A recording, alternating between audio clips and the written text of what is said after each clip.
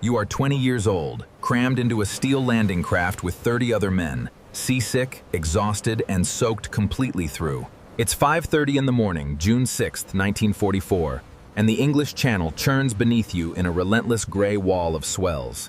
God, I'm gonna be sick! Me too, I can't hold it! Just get it in the helmet! Everyone, just get it in the helmet!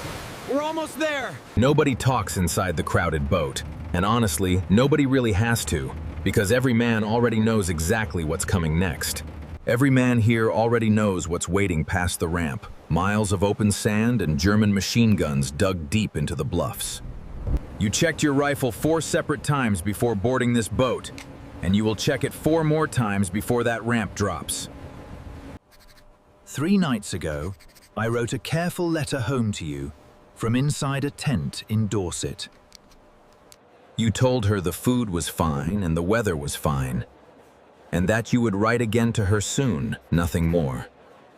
You never told her anything about what the officers had quietly shown you. I know. You sealed the envelope carefully and handed it directly to a sergeant collecting mail from soldiers just before embarkation began that morning. You honestly don't know which one will reach her first, your letter or a telegram, and you try hard not to think about it. The boat finally lurches to a stop in water still 4 feet deep, and the heavy steel ramp slams down hard into the surf. Keep down! Get back! Take cover! Watch the fire! Stay down! You go over the side instead of through the ramp, dropping straight into cold water that closes completely over your head.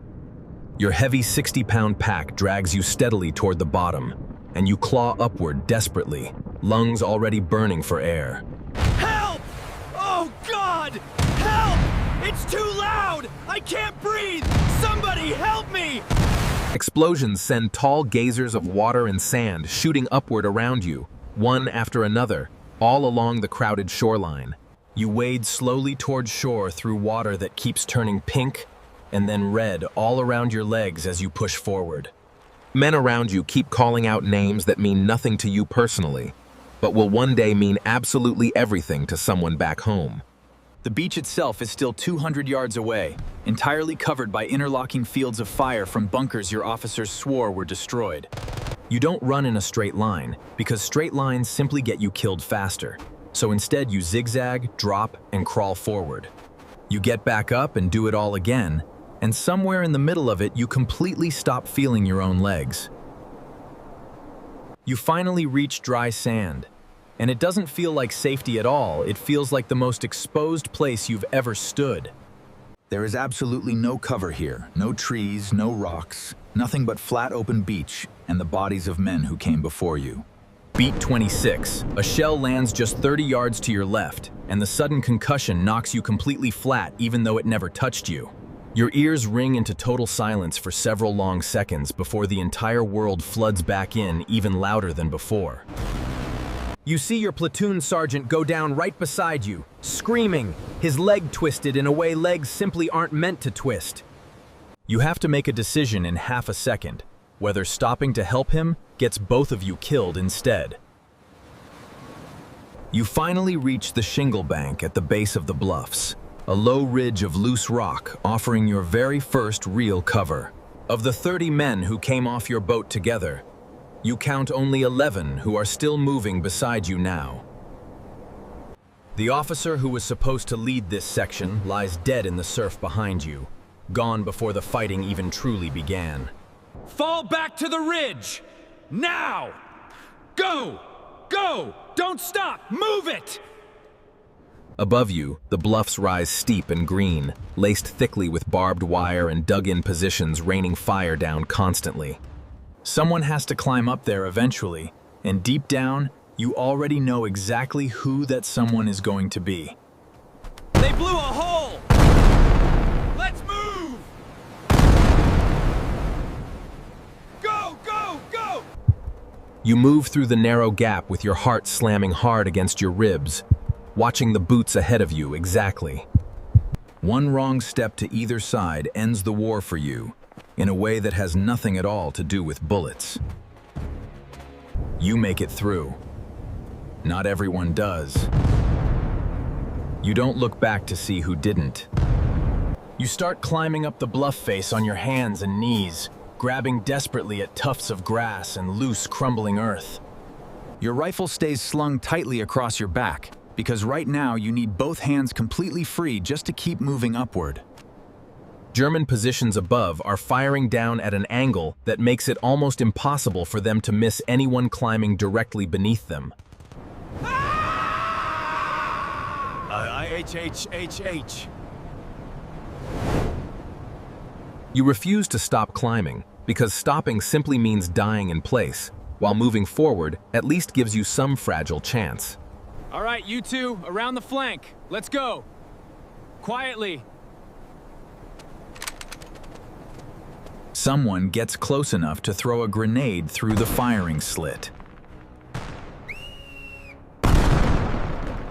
The explosion inside is muffled and final, and the gun that's been killing your friends all morning goes silent. You don't feel any real triumph standing over it, only a specific, hollow kind of relief that comes from simply surviving it. Inland from the bluffs, the terrain suddenly changes into a maze of sunken roads and thick, centuries-old Norman hedgerows. Every single hedgerow could be hiding a German machine gun position, waiting silently for the next unlucky squad to walk through.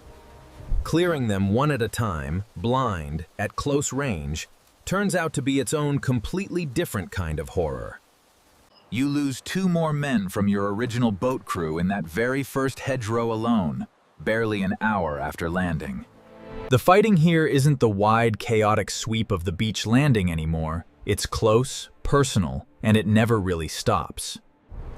By late afternoon, your company finally reaches the edge of a small stone village meant to serve as a rally point. Keep your voices low.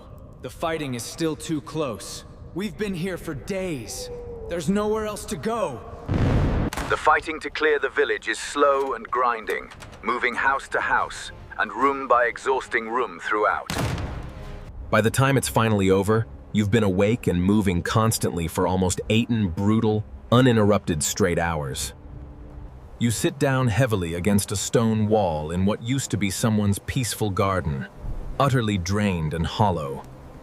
Your hands won't stop shaking, not from the cold anymore, but from something your exhausted body desperately needs to process. All right, listen up. It's just us now. 1, 2, 3, 4. That's it. Let's make it count. You think quietly about the letter you sent your mother 3 nights ago. The one that said everything was completely fine. You wonder what she's doing right now, whether she has any idea yet what today actually turned out to be. You don't sleep much at all that night, and honestly, looking around the foxholes, it seems like nobody else does either. You wake up just before dawn to the distant sound of trucks moving fresh supplies up from the beach below you. For the very first time since the ramp dropped, you finally allow yourself to actually look back at what you survived. From this distance, the beach looks almost peaceful now, gray sand quietly meeting gray water beneath a flat gray sky.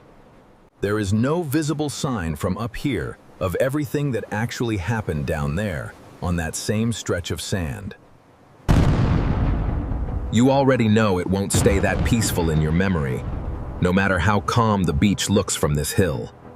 You know that particular stretch of sand will live inside you for the rest of your entire life, however long that turns out to be. Whether that life turns out to be another 50 long years, or somehow just another 50 short, uncertain hours ahead. Because the war itself isn't finished yet, and somehow, impossibly, against every single odd stacked against you, neither are you. You came off that landing boat one version of yourself entirely, nervous, unproven, uncertain of what waited past the ramp. You climbed that bluff and came out the other side as someone else completely, hardened by everything you had just survived. And now, whatever happens next in this long war, you carry Omaha Beach with you for the rest of your life. Miles of open sand stretched out ahead of you, with German machine gun nests dug deep into the bluffs high above. There was no cover anywhere between here and there, nothing but the bodies of the brave men who had gone first.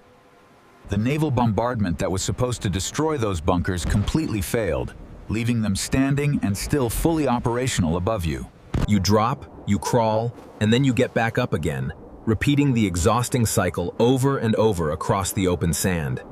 The gun that had been killing your friends relentlessly all morning finally, mercifully, falls completely and permanently silent at last. The war still isn't finished, and somehow, against every terrible odd stacked against you, neither, impossibly, are you right now. Whatever happens next in the days and years ahead, you know you will always carry Omaha Beach somewhere deep within you.